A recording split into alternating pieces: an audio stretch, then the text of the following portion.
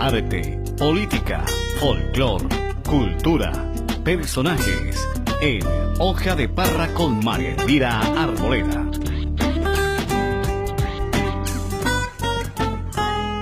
Hola, bienvenidos a otro Hoja de Parra. Para mí es un gusto, como siempre, saludarlos y tenerlos aquí conectados con nosotros. Hoy tenemos a un personaje muy importante, un personaje que puede ser una gran sorpresa de la política nacional. Estoy hablando del doctor Rafael Nieto Loaiza. Él es precandidato a la presidencia de la República por el Partido Centro Democrático.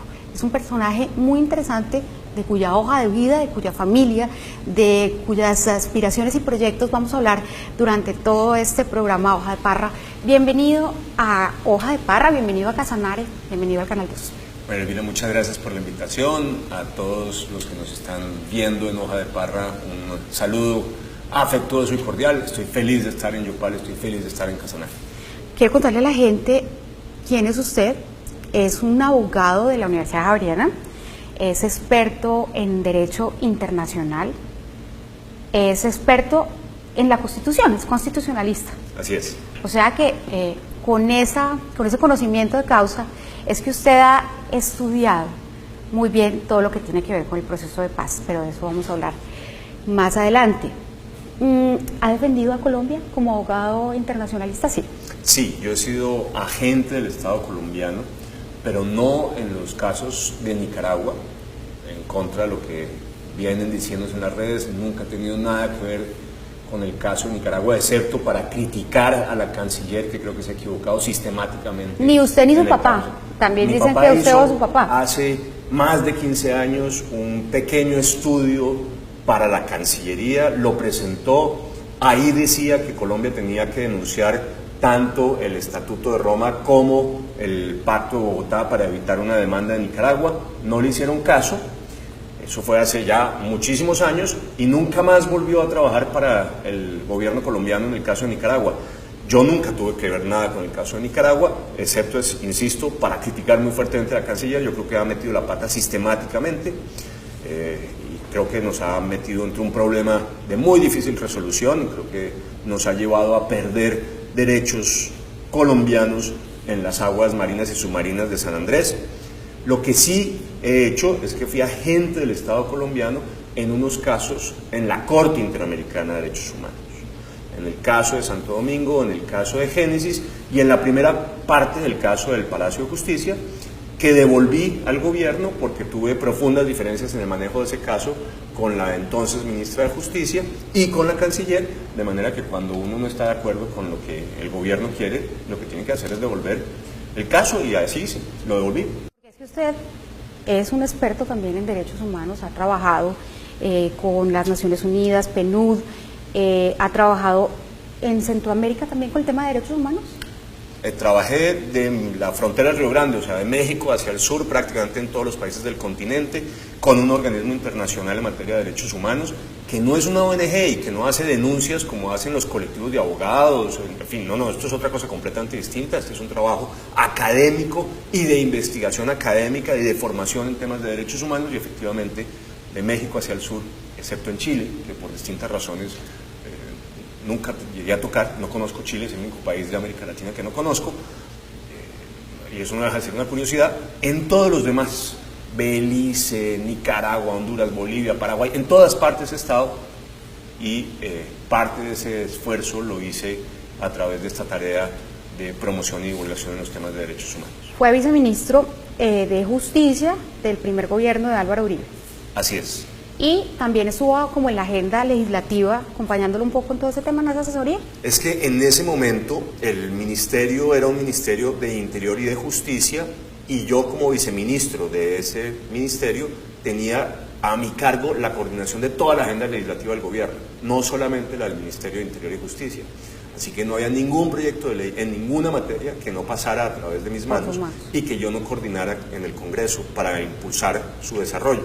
Así que eso me permitió un conocimiento muy profundo de toda la estructura estatal y un relacionamiento con todos los sectores que en otros casos no tendría un viceministro. Hoy puedo decir que conozco muy bien cómo funciona el Congreso, con todos sus defectos y sus fallas y algunas virtudes, y que conozco muy bien la estructura del Estado colombiano. Eso en cuanto a su formación y su trayectoria. ¿Nunca ha ocupado cargo público? ¿Nunca ha estado en cargo público sí, pero nunca ha estado en la política? Cargos de elección nunca popular. Nunca he aspirado a nada. Yo he dicho, además es verdad que no he aspirado ni siquiera a la Junta de Administración del edificio en el que vivo.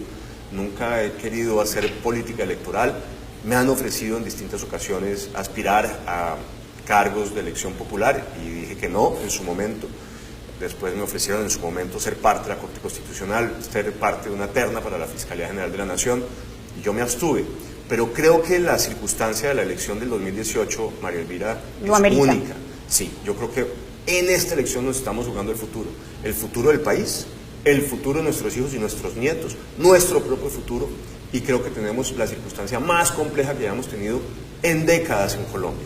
Y que si no corregimos el rumbo en temas sustantivos importantes, corremos el riesgo de caernos al precipicio. Lo estamos bordeando, ahí vamos. Santos nos ha llevado a bordear el precipicio. Si no corregimos el rumbo, nos vamos a caer.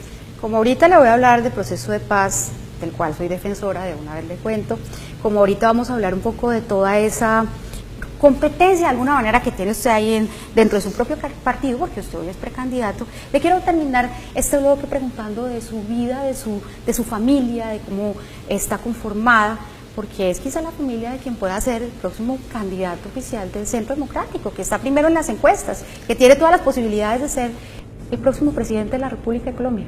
Yo me casé hace muchos años y después me separé sin hijos. No tuvimos hijos en mi primer matrimonio, con una mujer extraordinaria, periodista como usted, además. Yo, sin embargo, en ese momento vivía en Estados Unidos y estaba montado entre un avión permanentemente haciendo consultorías para el Banco Mundial y para el Programa de Naciones Unidas para el Desarrollo, recorriendo América Latina en distintos programas de seguridad, defensa, justicia, temas de derechos humanos. La vida soñada.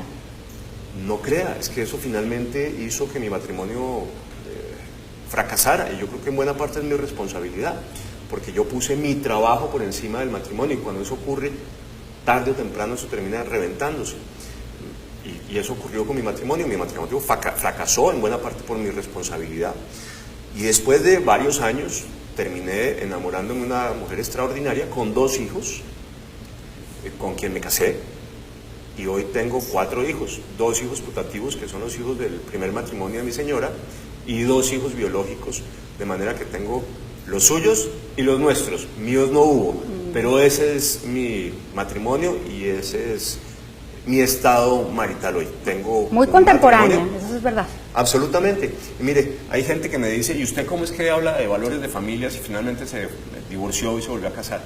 Bueno, es que me gustó tanto el matrimonio y creo tanto en la familia que volví a repetir, independientemente de cualquier circunstancia o condición, es que es verdad. Yo creo que hoy los matrimonios son difíciles, las familias tienen todos unos conjuntos de retos que tienen que superar, y yo creo que quien diga hoy que tienen unos matrimonios que son facilísimos, que no tienen ninguna dificultad, como ocurría de golpe en sus papás o los míos. O los abuelos, más bien. O los abuelos. Bueno, mis papás tienen un matrimonio precioso con más de 50 años, no pueden ser más distintos, sin embargo se lo han llevado siempre muy bien, pero eso hoy es siempre complicado y difícil, los matrimonios hoy son complicados.